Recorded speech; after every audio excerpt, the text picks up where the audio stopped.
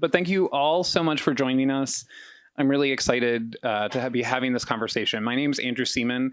I'm LinkedIn's editor-at-large for jobs and career development. So when the University of Phoenix came to me and said that they have all this data that's coming out, I was so incredibly excited to dive into it and have this discussion, because I think, honestly, as we sort of see the world of work change, this is something that we need to be talking about, and probably needed to talk about much earlier than we are, but I'm happy we're here now. So I want to give some introductions to kick us off. So first of all, we have Raghu Krishna, who is the Chief Operating Officer of the University of Phoenix and has a long history in higher ed with Western Governors University and also Kaplan Higher Ed. And then we have Allison Lands, and she's new to her role, but incredibly not new to this field. An incredible force. So she is the Vice President for Employer Mobilization at Jobs for the Future. And like I said, I think you said this is your third week in that role? Fantastic. So congratulations on the job. And then we have Rob Dobb, who is co-founder and general partner with New Markets Venture Partners. And you have a deep interest in ed tech. The list of companies that you've been on the board of directors, invested in, is incredibly long. So we're really fortunate to have your insights here. And to set the scene a little bit, and we hope you check out the University of Phoenix Career Optimism Index. There is a ton of insight in there and a ton of data. And what you'll see is that there isn't a ton of optimism right now. About 1 in 4 workers feel like their careers are out of their control. And that is coupled with record high burnout, and also the idea that employers are actually pulling back from those skills or skills trainings that's needed to help people take advantage of that. So today we're going to be diving into all of that and seeing what employers can do, organizations can do to help their employees sort of thrive in this next era of the workforce. So Allison, we're going to put you in the first hot seat. Given that people are increasingly burnt out and they're really unsure about the next steps in their careers, as everything's changing, and especially as people hear about, headlines like we were talking today with Shopify saying, think about AI before you hire, what should employers be doing? Well, in response to the Shopify article that you would need to justify that the job couldn't be done with AI before you make a hire in the future, my immediate response on LinkedIn was, okay, well, then the inverse is true. Before you lay someone off due to technological disruption, you need to make a skills-based argument why you couldn't redeploy them in some other part of the organization or use them to create some net new source of value. You can't have it both ways there. And I think right now employers, at least from my vantage point, have sort of accepted the march of tech disruption from AI and automation as a foregone conclusion, something that is happening to them, a wave that is crashing over them. I think they have more agency than that. I think there's quite a lot they can do vis-a-vis impactful employer practices like skills-based practices to actually look inside, use strategic workforce planning and forecasting of the business, and actually think about how to guide that glide path. It may still mean releasing employees. That is, you can do that in a way that is empathetic and intentional and actually, takes care of the worker that's leaving and also feeds the circulation of skills and talent throughout the regional economy. We've got this weird labor market at the moment where we've got historically low unemployment coupled with historically low labor mobility. Employers aren't hiring, employees aren't leaving, job seekers can't get in, and it's sort of like the great freeze that's happening at this moment. That's actually really bad for economic growth and value creation. So if folks are staying inside the organization and we're in a bit of like a hover or a duck and cover or whatever you want to call it, then I think the best thing that employers can do is make those investments in their talent that are advancing, productivity gains and value creation, but are also investing in those people so that whether they stay or whether they go, they are the most versatile, transferable set of capabilities that they can be. And for the folks in this room, L&D leaders, bless you. I know this is like a really tall order right now. Thank you. And yeah, and it seems like those are the gains where you can see sort of profits increase on the margins, where you're increasing efficiency and removing some additional barriers without actually having to take on a ton of risk or something like that. Right. And Raghu, one of the questions that I think comes from that is the fact that in the Optimism Index, we've seen an 8-point increase in the lack of necessary skill training access since 2021. So people are feeling increasingly like, I don't have the tools where I am to get to my next level. What are we doing wrong from an employer standpoint? Yeah, so let me first off say everything. Totally agree with what you're saying, right? There's clearly a lot of disruption happening right now across the board, right? And I think people are just feeling uncertain because of the level of change that's happening at once. There's so much talk out there about AI and what AI is going to do, and I think we hear more of the doom than the positive sides of what it actually can do and can help with us, right? Because our research has also shown equally that AI, people feel like using AI, they can be more productive in their job today, and they can feel more engaged because they feel more productive in the job today.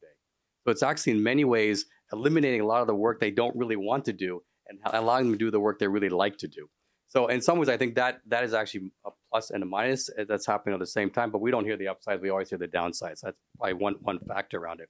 Now, companies that we work with about 2,500 different companies throughout the country, very different sizes across the board. We talk very closely with L&D leaders, with benefits managers, and others within the HR space, and also many line managers as well.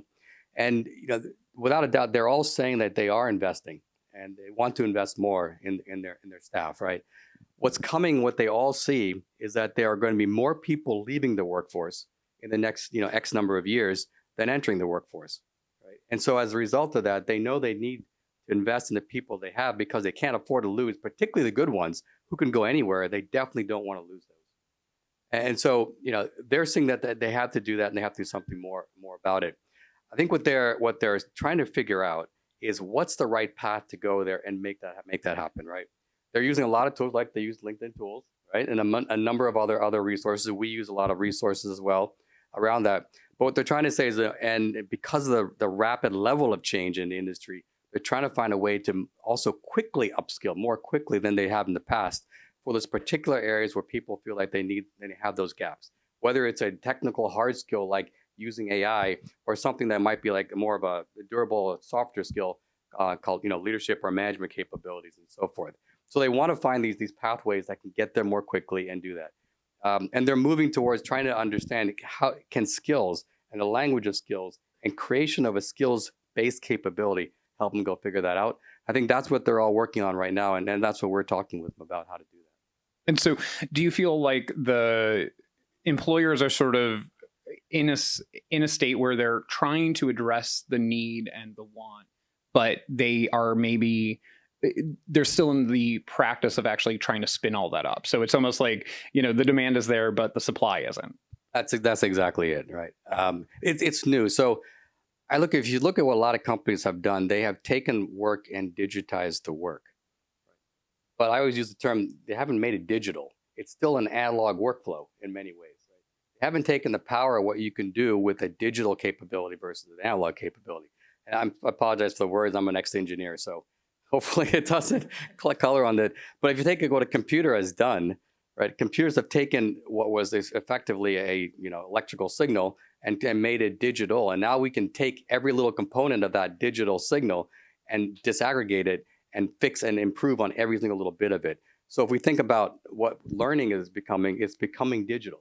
I can take those components, what we call skills now, and help teach those in a more effective manner. Got it. And then, Rob, I would love your perspective on this, because you in your day-to-day are hearing pitches from people and you're trying to make a bet on which organizations are going to be successful with their products.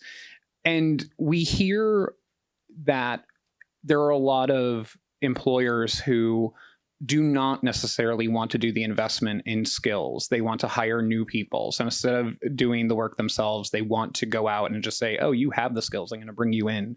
I think about 60% of them have said that. Yet we know a ton of people, 85%, want to actually be reskilled.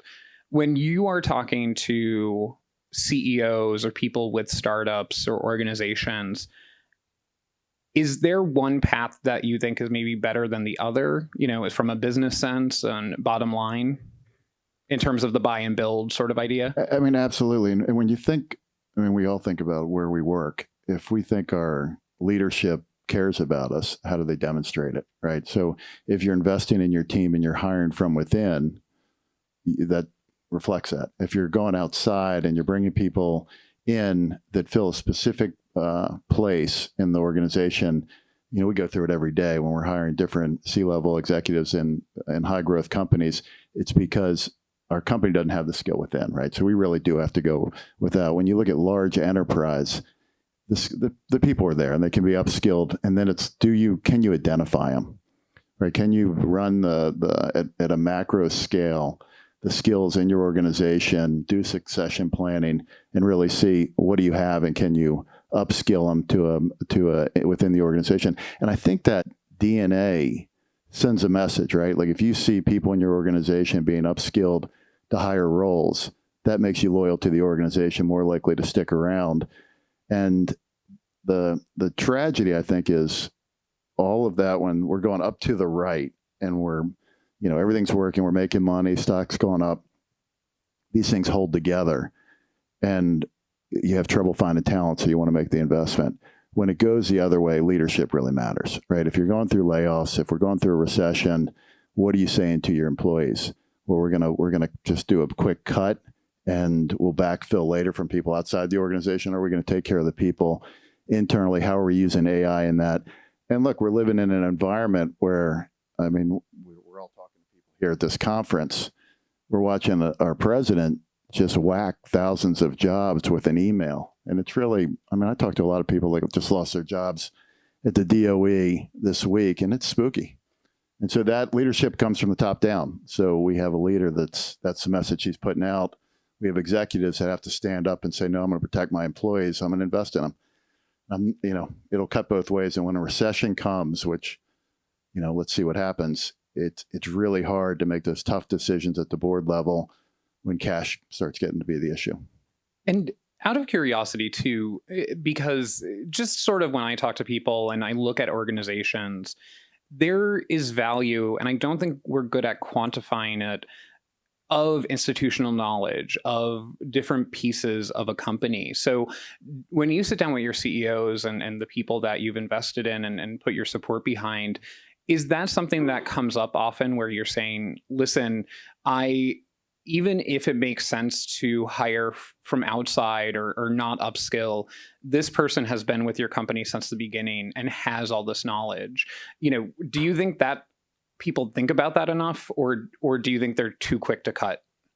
Well, for us, a lot of times we're with smaller companies. So you have some people that have been there from the very beginning, and you might know that they're starting to top out, but they have that institutional knowledge. So depending on the size of the organization for us, once you start getting up there above 500 employees, it becomes a different, like you can't keep all that in your head about, well, so-and-so knows this and so-and-so knows that, right?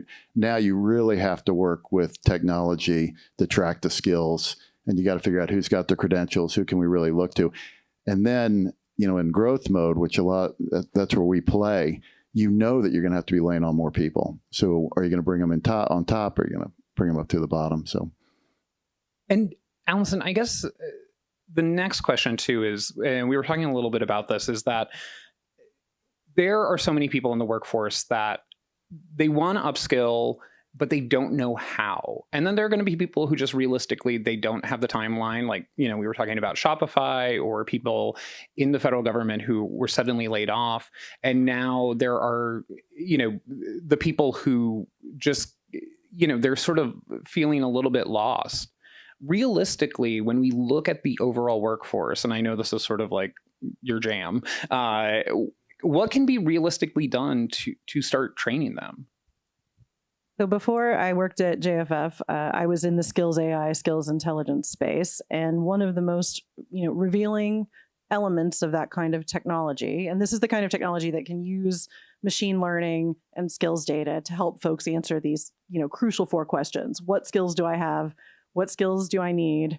What's the gap between the two? And how do I close it with the right kind of training, and what might that training look like? When we would go to job fairs and use this technology with job seekers of all different backgrounds, regardless of educational attainment, regardless of industry, they really struggled to articulate their skills. The average person, when prompted, could barely come up with 10 skills that they would self-identify as strengths of theirs. The average resume, when the machine looks at it, is surfacing anywhere between 65 to 85 skills. So people are really bad at knowing their own skills, even if they've got tons of experience, even if, and the reason has a lot to do with anchoring bias. They're looking back at titles they've held before, or industries that they've worked in, or companies that they've worked for, and this causes them to have a tunnel vision. We actually know, especially with regards to durable skills, things like analytical thinking, communication, leadership, critical, thinking skills, that these are broadly transferable across many contexts. And so what I think is the promise of some of this technology vis-a-vis skills and skilling solutions like the ones you're working on is that it can really help surface and self-identify those skills and then align them to what we see in labor market data to start pointing people in meaningful directions with the skills they already have and training that's available either from their employer or from platforms like LinkedIn, LinkedIn Learning, LinkedIn Talent Solutions, et cetera, Coursera. I have to give a shout out to my former employer.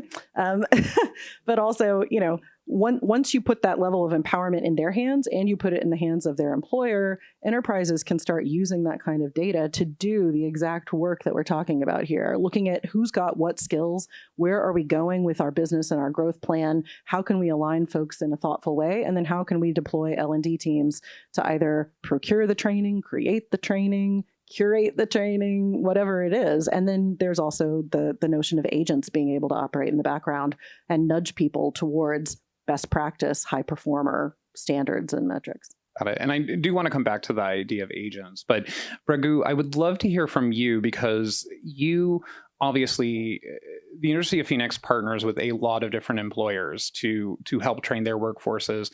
But this is something you've also, as an institution, you've been doing for a long time. So when an organization comes to you, especially a large one, and says like, listen, we want to help people upskill, or maybe even just you have someone who enrolls just on their own, how do you meet them where they're at to get them to where they're going? Because I think that is such a tall order to say, listen, I'm here and I want to get to this other place, and I would like this to be sort of a personalized plan for me. How do you do that? That's a big question, right? And actually, I was just thinking, Allison, you should run our sales. You're talking about exactly what we're doing on every single day basis, right? So we've embraced the language of skills.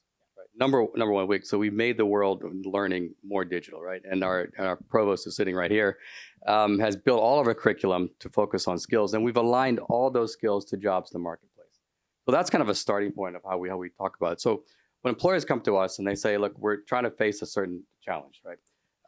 They think about it oftentimes as one component of it. And when we start having this conversation more deeply, we realize that the one problem they're describing is actually three problems in the background that can be solved with a series of different types of solutions. Like, for example, we will talk to the head of one, let's say, accounting department, right? And they'll say, I'm struggling to retain staff. The real thing, what they're really struggling with, yes, they're struggling to retain staff, but they're really trying to say is I want to keep my current staff, but move them to a different type of capability because my business is changing. Automations come in. I need them to work in a different manner.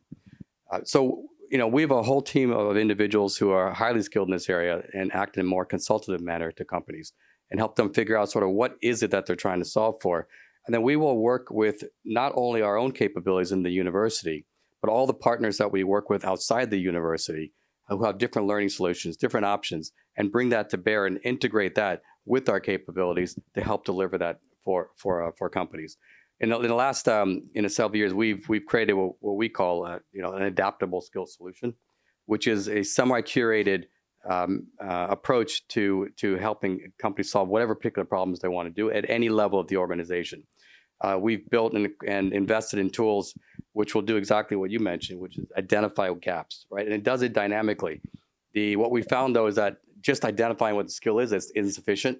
You have to know how strong they're demonstrating it, right? The level of capability of each skill is as important, if not more so, than the skill that you have.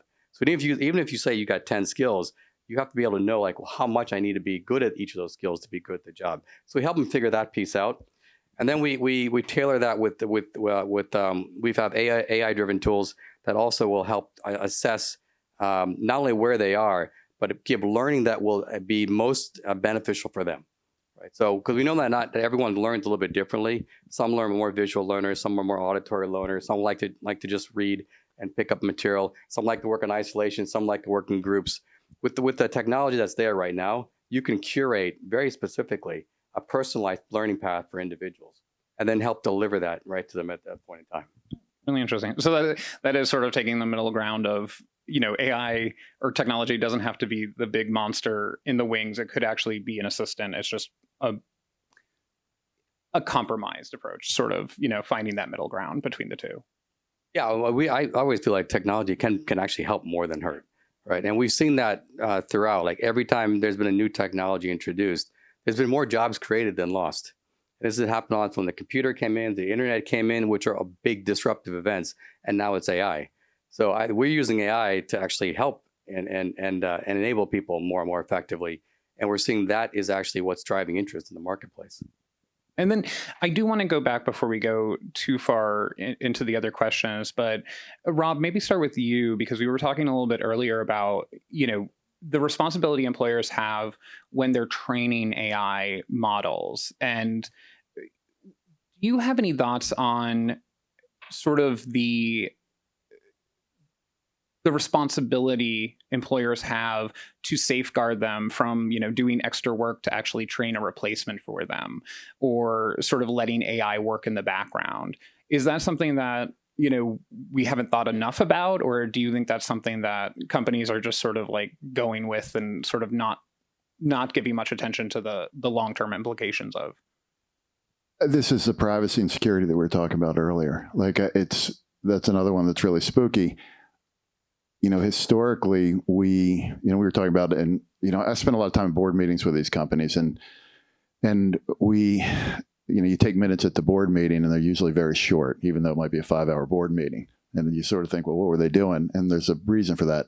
We don't record everything. And now with AI, you don't know what's being recorded, right? I mean, I was on a call the other day and someone said, I hope there isn't any AI on this call. Can everyone confirm? And we all said, yep, no AI. And I thought I didn't have any AI, but I normally don't get on Zoom or it was Microsoft Teams. I normally don't get on it through my phone. And I had. And afterwards I looked and I was like, oh my God, and you quickly like deleting and feeling bad. But I think you have to assume in this day and age, right? AI is tracking everything we're doing here all the time. And that data's getting uploaded and it's getting analyzed. And you were talking about it. It's scary because you're giving up your agency then, like your real knowledge.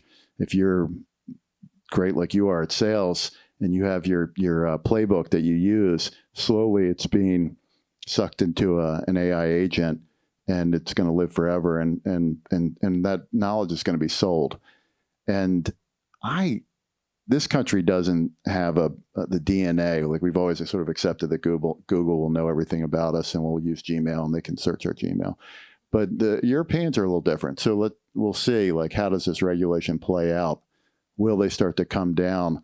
But it really, my partner was saying, you can put all your information, Rob, in there and it'll create an AI bot just like you. And you can ask, well, what do you think of this deal, AI bot, Rob? And it'll say, well, you really, you got terrible gross margins. You probably shouldn't do it. I like that. Is spooky, right? Well, and I think there is an inherent opportunity there, right? So what we're talking about is the surveillance economy. And the story I was sharing before this session was about when I was at Coursera and I was teaming with sales leaders to speak to customers.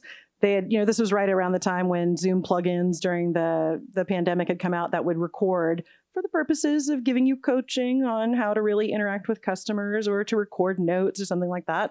I was always the first person to try to undermine or disable this bot because I found it noxious, the notion that we were training another company's AI for free to do our jobs and potentially displace us.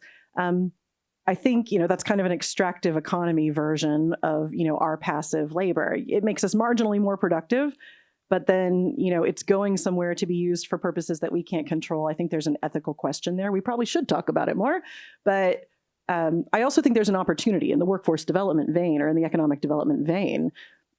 This is all getting concentrated at the top in just a few dominant tech companies or tech platforms. Those platforms could also be pivoting out some of those gains to retrain workers, to ease the glide path when they're just, disrupted or displaced by the very technology that they have helped to build unconsciously through their day-to-day work and labor. Like, that's a policy conversation, and we should be having it. That's my advocacy hat. I'm more advocacy than sales, but that's what that is. And actually, just sort of going down that hole a little bit more as the not devil's advocate necessarily, but businesses would say, listen, completely on board. We want to respect people. We want to respect their privacy and their expertise. But as a business owner, I need scalable solutions. And I think that's reflected in the results that the University of Phoenix has seen since the inception of this. So how do you strike that balance of like a business saying, I need to make money, I need to be successful, otherwise no one's going to be employed here? So how do you suggest they approach this and find those solutions to actually sort of manage their workforce, manage their workflow, and find that equilibrium? I think you can be profitable without necessarily going to the extremes of that model. And I do think from an employer-employee compact perspective, from the perspective of an employer that wants to grow and to treat their people well, there are interventions that can yield the shareholder return that we're seeking, also invest in workers, and have spillover effects to the regional economies where they operate. So if everyone takes this kind of zero-sum shareholder value, quarter-to-quarter approach, and we disregard sort of the innate value of the employees in our workforce, we're actually passing the buck to everyone else vis-a-vis economic development. Because when those people get displaced, they're unemployed. Many of them will have to go on unemployment insurance. Some of them will end up having to spill over onto public benefits. And in essence, it's taxpayers that are subsidizing that activity. So that's like a very wonky and policy kind of a way to say, I think there are practices that employers can enact that respect the value of the human worker that's under their roof, maximize those human capabilities. We're all saying that humanity and human durable skills will be even more important in the AI age, and still get the productivity gains of having this technology. But you have to want to. It's a mindset. And those are the employers we want to work with. Taking it purely from a purely economic perspective, it's oftentimes less expensive to retain who you have and develop and invest in them than to go find somebody new and bring them in and hope they'll be productive. So I think companies are starting to see that balance. The challenge that most of them face, they don't have an easy way to have that data available and visible to them to make that choice with the question you asked before around the buy versus build. I think they're going to do a mix of both, right? But they need to be able to have the information to be able to say which is more beneficial for the types of roles that they're going to need and when they're going to need it.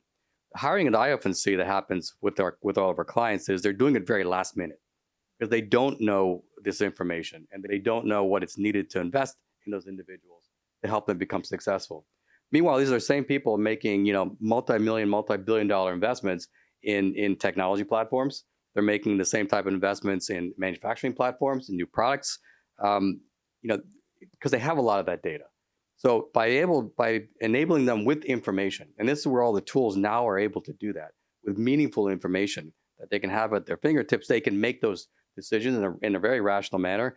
And I think more often than not, my belief is they're going to make it to try to invest in their people rather than try to go outside first. Got it. No, I think that's such a promising idea and hopeful idea.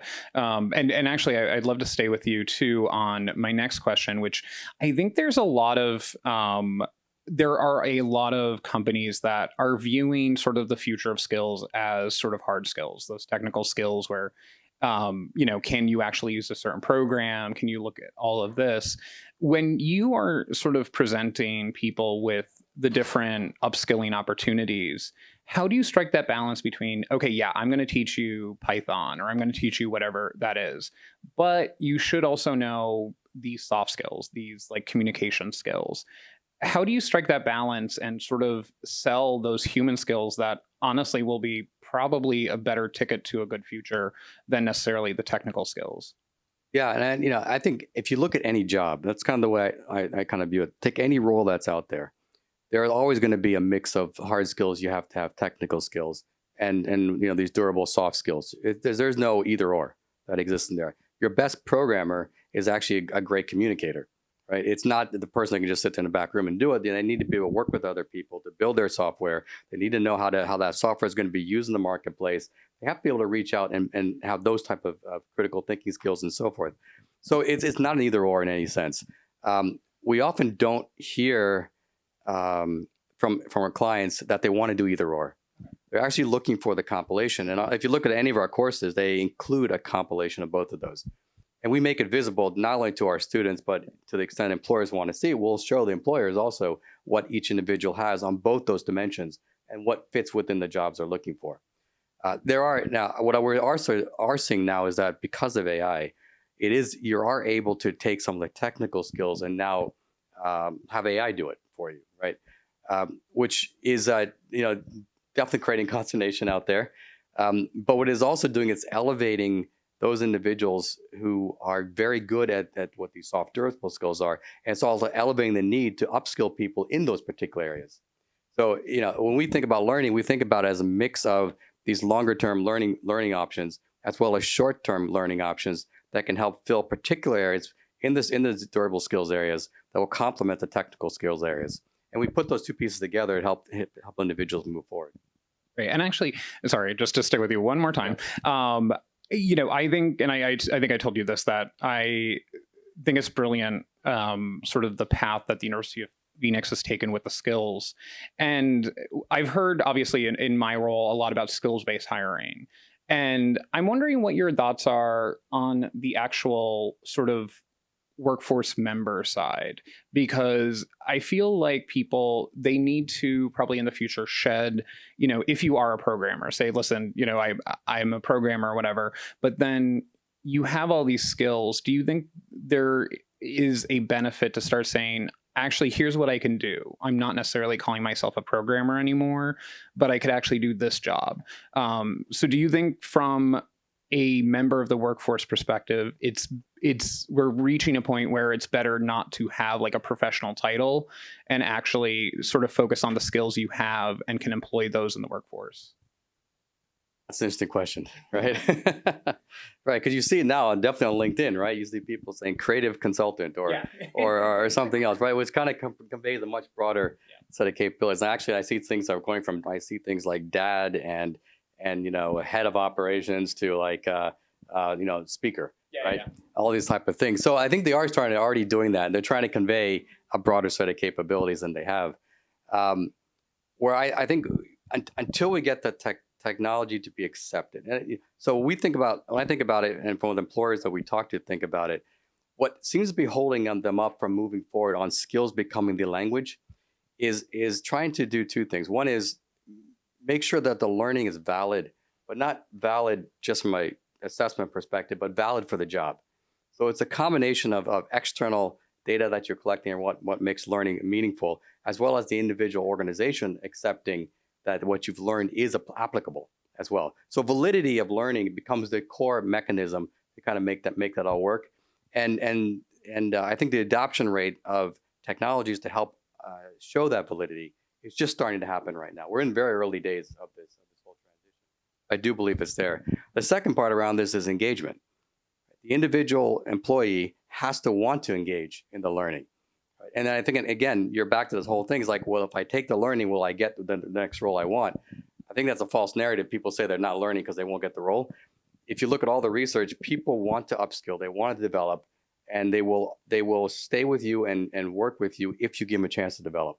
Right? So I think if you can create the validity of the learning from an employment perspective, you're going to get the engagement to go up. You're going to get the results you want in terms of people staying, people performing better, and companies will see the value of investing more and more in it. It becomes a self-fulfilling cycle by itself.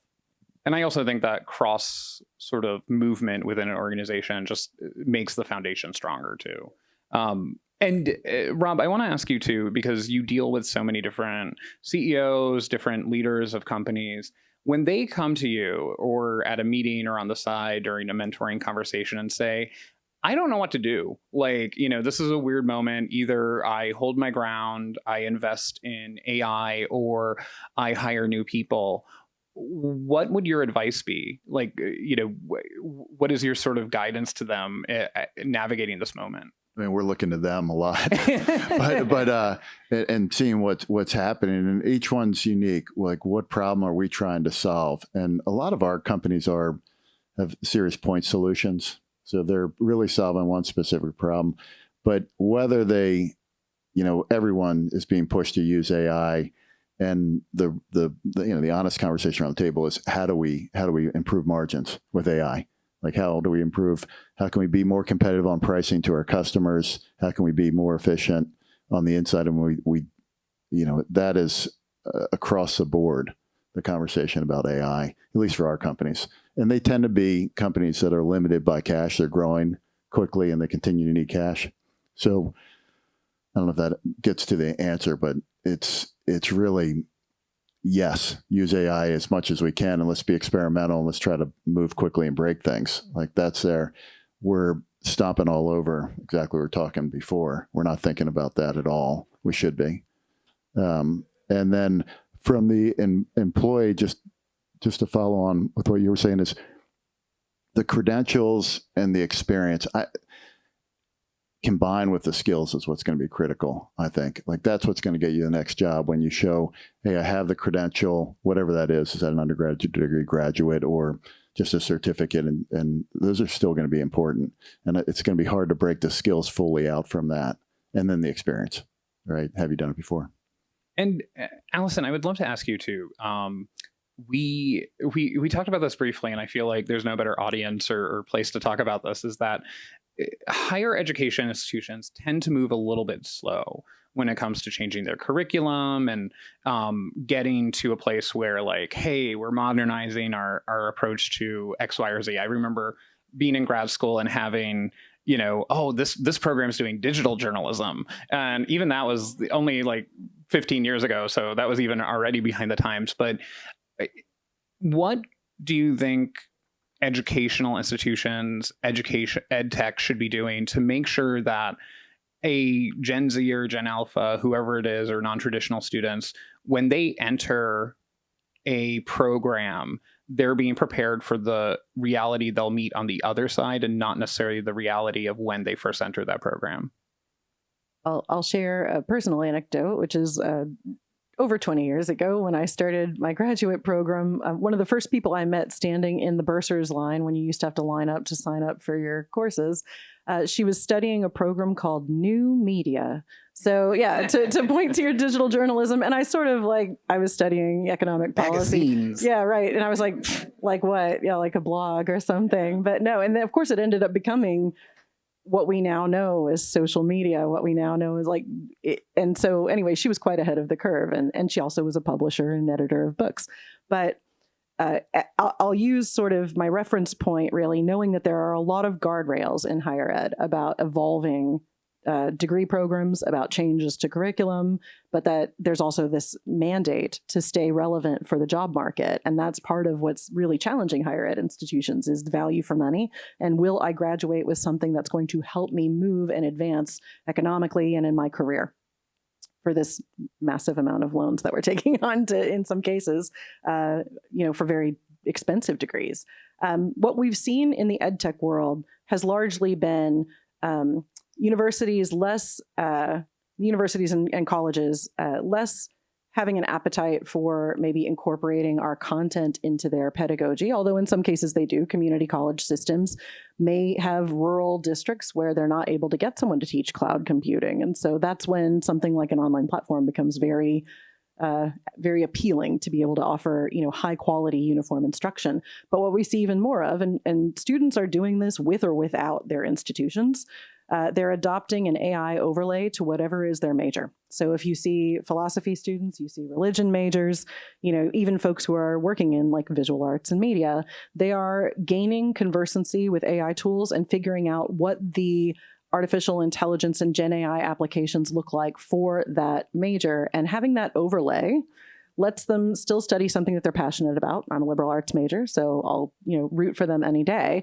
but they're also cognizant of the fact that now they need this really versatile set of digital and AI literacy skills that then make them, and I think the confidence index showed some of this, an employer is willing to take a chance on an employee, a candidate that has AI and digital literacy beyond, the baseline of their organization, whether that person's other skills are closely tied to the job description or not.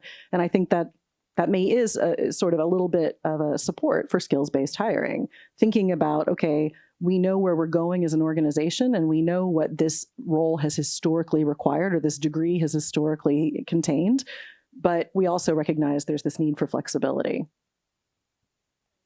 Raghu, how do you, when you talk to employers, because I'm assuming a lot of them are worried that, I heard this anecdote a while ago when it came to Wi-Fi on planes, and it was, we don't want to buy the Betamax of Wi-Fi, and I just love that. So how do you, when you're talking to employers, say like, this is the right path for your employees, or the right sort of career development plan for them, because the future is so uncertain and changing quickly. How do you tackle that from sort of an educational standpoint and also just an organizational standpoint? Yeah, so I think in many ways, our entire learning model is designed to be more flexible and more adaptable, and aligns to what employers are looking for. And so around, right? Everything from the way we tagged it, the way we teach it, like our faculty are also practitioners in their field. We've set it up so that it is designed to be flexible and adaptable. That's kind of one thing that I think works in our advantage.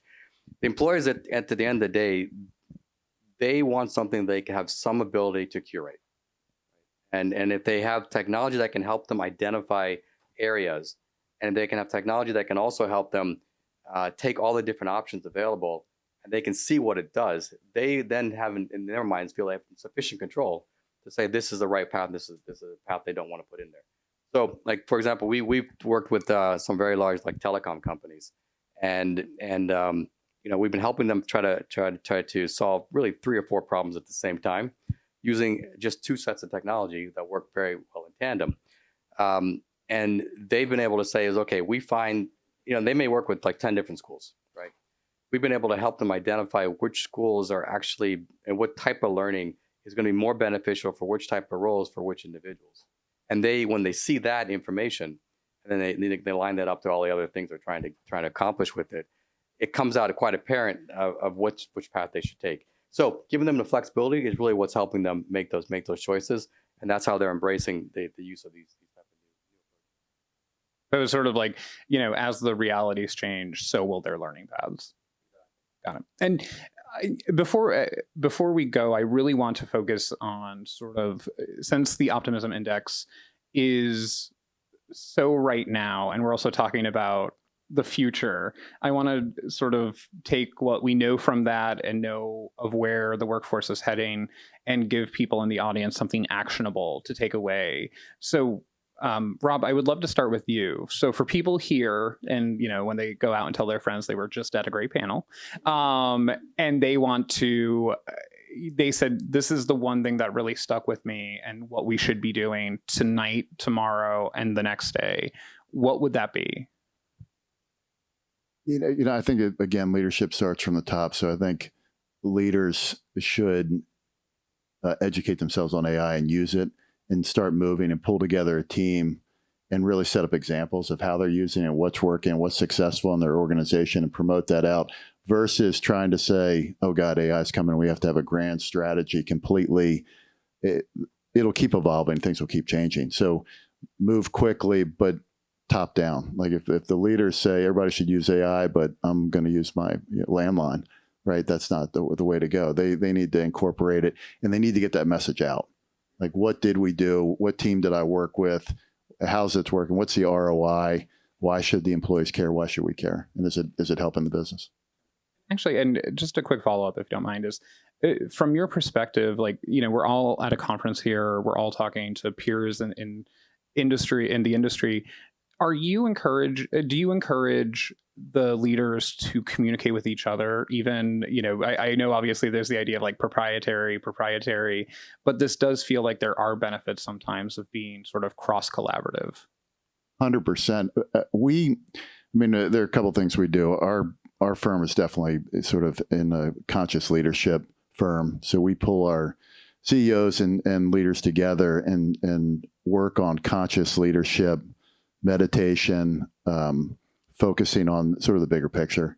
And then as part of that, they share their best practices. Our portfolio tends not to be competitive, so we don't back 3 horses in a race, and so it's easier for them to share, right? So, but we set up a lot of different in-person and online best practices, and then there's a lot that goes on that we're not even aware of. Once our CFOs are all in a room together, they sort of take it from there, and the CEOs do the same. And, all the executives do.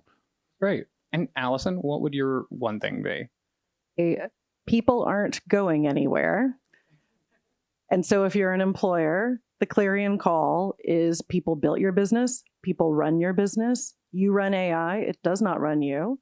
You need to invest in your workers and figure out the role that people will play and be a responsible leader in guiding the glide path towards whatever that looks like.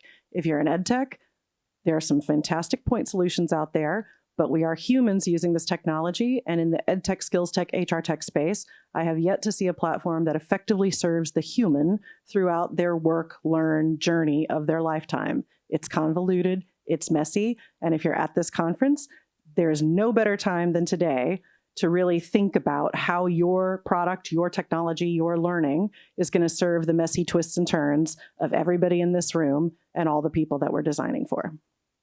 If you do find that product, give them a high five.